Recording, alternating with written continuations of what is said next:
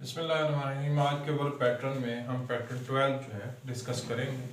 और पैटर्न 12 में हम देखते हैं कि सब्जेक्ट है, वर्ब है, नाउन और प्रोनाउन में से कुछ होगा और प्लेन इन्फिनेटिव होगा जिसको हम बेयर इन्फिनेटिव भी कहते हैं।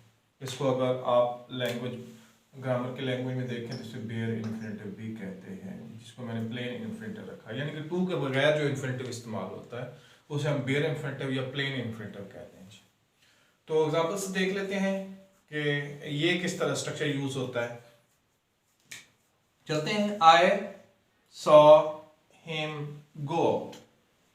टू गो आउट यूज नहीं होता, इसके साथ टू यूज नहीं होता, तो लिहाजा ये बेयर इन्फिनेटिव है या प्लेन इन्फिनेटिव है। तो यानी कि सब्जेक्ट है, इसमें वर्ब है और नाउन और प्रोनाउन में से ये प्रोनाउन यहाँ पे लगा हुआ है और ये जो है प्लेन इन्फिनेटिव मौजूद है। She watched him steal the watch। उसने देखा उसको, subject verb object, steel the watch, कि वो घड़ी चोरी कर रहा था, उसने घड़ी चोरी की, यानी उसको घड़ी चोरी करते हुए उसने देखा। She watched him steal the watch. We subject है, वर्ब हर्ड, हर प्रोनाउन है, सिंग हमने उसे गाते हुए सुना। We heard her sing, we heard her to sing, ये कहना चाह रहा है। तो चूंकि ये बेयर इन्फिनेटिव है इसलिए इसके साथ टू यूज नहीं होता, या इसे हम प्लेन इन्फिनेटिव कहते हैं। तो आज हमने यहाँ तक ये स्ट्रक्चर इन्फिनेटिव वाला हमने एक पहले भी पढ़ा था, लेकिन वो बेयर इन्फिनेटिव नहीं था, वो टू इन्फिनेटिव था। उसे टू इन्फिनेटिव कहते हैं, इसे बेयर इन्फिनेटिव या प्लेन इन्फिनेटिव कहते हैं। द थीफ फेल्ट, चोर ने महसूस किया, someone, once again pronoun use हो रहा है। Touch his arm, to touch his arm नहीं है, touch his arm once again plain infinitive जो है यहाँ पे यूज हो रहा है, कि विदाउट टू यूज हो रहा है। अब इस तरह का अगर सेंटेंस आ जाए तो इसकी कैटेगरी क्या बनेगी कि जिसमें सब्जेक्ट मौजूद ही नहीं होता। लेट मी गो। अब इसमें लेट जो है वर्ब है, अगर हालांकि सेंटेंस लिखा जाए कि लेट मी गो और किसी पूछे कि इसमें वर्ब क्या है तो वो गो को अंडरलाइन करेगा। इसमें लेट वर्ब है, मी प्रोनाउन है और गो जो है वो प्लेन इन्फिनेटिव है, और इन्फिनेटिव जो है वो तो वर्ब नहीं होता, वो आपको पता है वर्बल होता है। तो लिहाजा अगर इस सेंटेंस में अगर हम किसी कहें कि चलें जी आप वर्ब अंडरलाइन कर दें लेट मी गो, तो 100/100 गलत करेंगे। और वो इस वजह से है कि उन्हें वर्बल का पता नहीं है, उन्हें इस वजह से पता नहीं कि लेट यहाँ पे क्या यूज हो रहा है। ठीक है जी। तो लिहाजा ये वर्ब है, ये प्रोनाउन है और यहाँ पे ये प्लेन इन्फिनेटिव।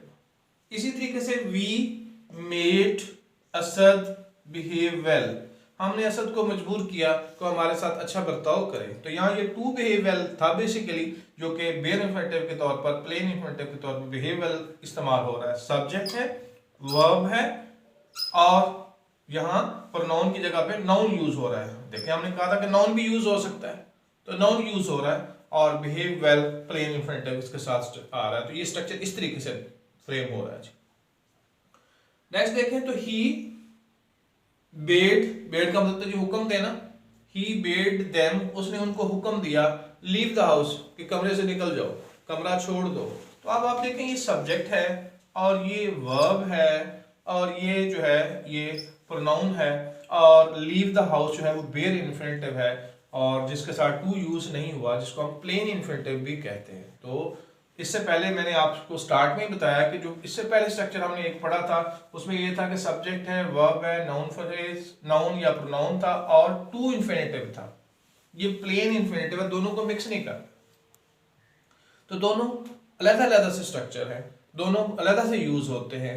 जैसे हम किसी को बुलाना तो हम कहते हैं कम बैक स्टेज, आप बैक स्टेज तशरीफ लाइए। ठीक है, फर्ज को अनाउंसमेंट स्टेज पे हो रही है तो हम कहें कम बैक स्टेज, या mister Asad is requested to come backstage, कि मिस्टर असद से रिक्वेस्ट की जाती है कि वो बैक स्टेज आ जाए, जरा उनसे कोई बात करनी वगैरह वगैरह। तो कहने का मतलब ये है कि ये दोनों डिफरेंट स्ट्रक्चर हैं, इनको हम डिफरेंटली स्टडी करना चाहिए और इसी तरीके से इनको बहुत अच्छे तरीके से हमें समझ लेना चाहिए और यूज़ करना आना चाहिए सेंटेंसेस में। आमतौर पर इसमें भी हम गलती कर जाते हैं कि यहाँ बेयर इन्फिनेटिव आएगा या प्लेन इन्फिनेटिव आएगा, इसमें भी हम गलती कर जाते हैं। और ख़ास तौर पर जो इम्पेरेटिव सेंटेंसेस हैं उसमें हम अक्सर गलती कर जाते हैं। वर्ब हम लोकेट नहीं करते। जैसे लेट वाले सेंटेंसेस में मैं एक टाइप्स सेंटेंस लिखा और उसमें यही मेरी मुराद थी कि इसमें 100 बड़ा 100 गलती की जाती है, उस गलती को ठीक किया।